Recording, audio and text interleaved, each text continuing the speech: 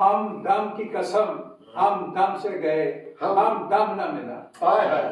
जख्म इतने लगे मरहम की कसम मरहम भी गए मरहम न मिले। दोबारा हम दम की कसम जिन्हें जल्दी कह तो उन्हें समझ रहा नहीं सुनाओ, बड़ा मजा है। बोला बोला बोला बोला। हम दम की कसम हम दम की कसम दम की कसम हम दम से गए दम से गए क्या हम दम न मिला। दम हम दम जख्म इतने लगे मरहम की कसम मरहम भी गए मरहम न मिला। बहुत शानदार। बहुत बस अब आपको कुछ याद हो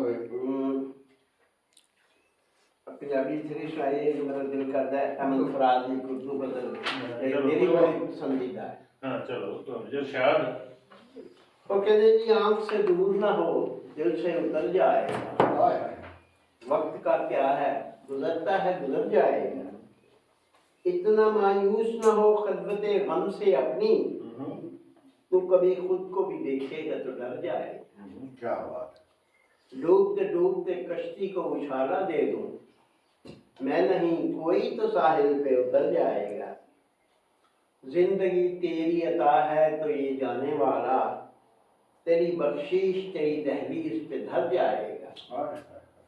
ज़ब्त लाजिम है मगर दुख है क़यामत का फराज जालिम अर्ज़ के भी न रोएगा तो मर जाएगा।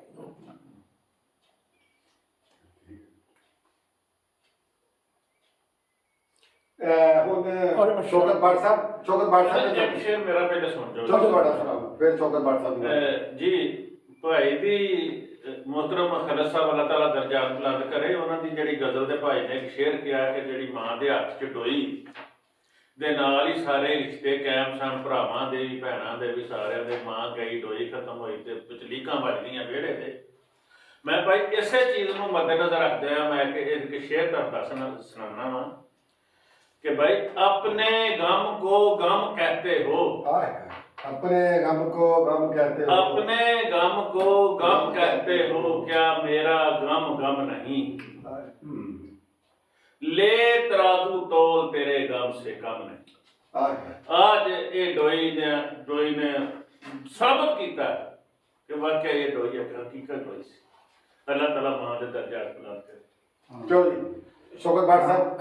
ہاں جی السلام علیکم۔ یہ ہے کہ آج ہمیں پاکستان پلیٹ فارم چیئرمین صاحب یہ ہے کچھ نہ کچھ یہ ہے کہ ہمیں ذرا گرم رکھنے کے لیے ایسے پروگرام کرتے رہتے ہیں۔ تو یہ اب چونکہ اختتام کی طرح ہم بڑھ رہے ہیں تو ذکر ہوا تھا پیچھے جرمنی میں ہم یورپ کے ملک جرمنی میں ہیں اور جرمنی یہ وہ ملک ہے جو پاکستان سے آبادی میں بھی اور رقبے میں بھی چھوٹا ہے، لیکن صرف یہ ہے کہ یہاں قانون اور آئین جو ہے ان کی پابندی کی جاتی ہے۔ اسی وجہ سے یہ ہے کہ یہ لوگ ترقی کر رہے ہیں۔ مشرقی حصہ بالکل الگ ہو گیا تھا، تو یہ ہے کہ انہوں نے بڑی حکمت عملی سے اس کو واپس لیا، بلکہ اس علاقے کی اس وقت جو پوزیشن بتائی جاتی تھی وہ یہ تھی کہ جیسے پاکستان کے دیہاتی علاقے ہوتے ہیں روڈ ہر چیز خستہ، تو انہوں نے ان کو یہ ہے کہ انہوں نے ٹھیک ہے اپنے ٹیکسوں میں اور بڑے ذرائع سے یہ ہے کہ اپنی آمد کر کے اس علاقے کو جب تک مغربی جرمنی کے معیار پہ نہیں لے آئے انہوں نے دم لیا۔ اب اللہ کے فضل سے وہ مشرقی حصہ بھی اور یہ مغربی بالکل اپ ٹو ڈیٹ اور ٹھیک ٹھاک ہے۔ تو ہم جو پاکستان میں ہیں تو کیا وجہ ہے کہ ہم کم از کم جو جتنا حصہ ہے کچھ حصہ تو بنگلہ دیشی شکل میں ہم دے بیٹھے ہیں، لیکن جتنا ہے اس کو تو پلیز یہ ہے کہ محفوظ رکھیں۔ اپنے ذاتی اختلافات، سیاسی اختلافات اور یہ جو کمی بیشی ہیں ان کو نظر انداز کرتے ہوئے ملک کا سوچیں، ریاست کا سوچیں اور ملک کی ترقی کا سوچیں۔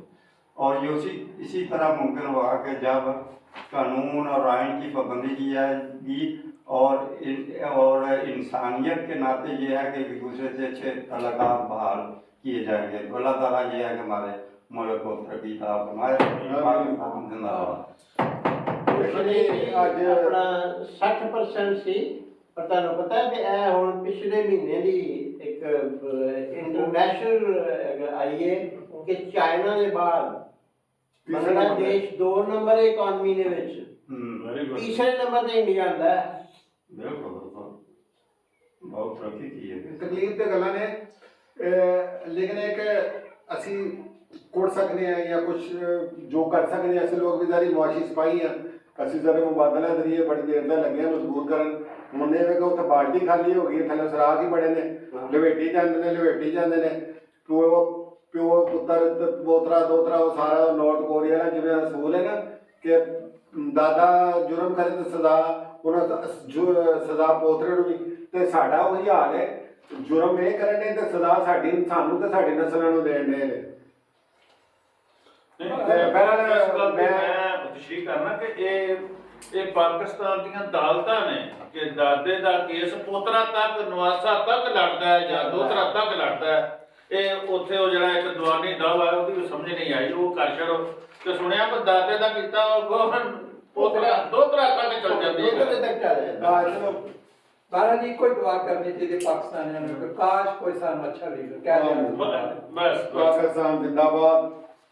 हमें पाकिस्तान का मकसद ये होता है कि बैठ के अज अस छोटी जी मजलिस सी सारे बैठे हैं गपशप हुई और मैं सब शुक्रगुजार है तशरीफ ले आए ने ते टाइम अज मौसम भी अच्छा सी ते मेरी ख्वाहिश सी कि मलिक साहब मान बड़ा अरसा हो गया मलिक साहब मुलाकात नहीं हो सकी ते अज साहब का शुक्रिया लैके आए ने मलिक साहब शुक्रमान साहब तुहाडा शुक्रिया रैंबो साहब का अता साहब जी मैं बीमारी की हालत में ਸਾਡੇ ਇਸ ਪ੍ਰੋਗਰਾਮ ਚ ਰੌਣਕ ਅੱਲਾਹ ਤਾਲਾ ਅਸੀਂ ਰੌਣਕਾਂ ਲਾਈਆਂ ਨੇ। ਅਸੀਂ ਛੋਟਾ ਜਿਹਾ ਪਾਕਿਸਤਾਨ ਬਣਾਉਣ ਦੀ ਕੋਸ਼ਿਸ਼ ਕਰੀ ਦੀ ਹੈ ਤੇ ਉਮੀਦ ਹੈ ਕਿ ਇਨਸ਼ਾਅੱਲਾ ਇਹ ਸਾਡੀਆਂ ਰੌਣਕਾਂ ਰਹਿਣਗੀਆਂ ਤੇ ਅਸੀਂ ਤੁਹਾਨੂੰ ਵੀ ਸ਼ਾਮਲ ਕਰਦੇ ਰਹਾਂਗੇ ਜਿਹੜੇ ਮੇਰੇ ਦੇਸ਼ ਦੇ ਲੋਕ ਨੇ।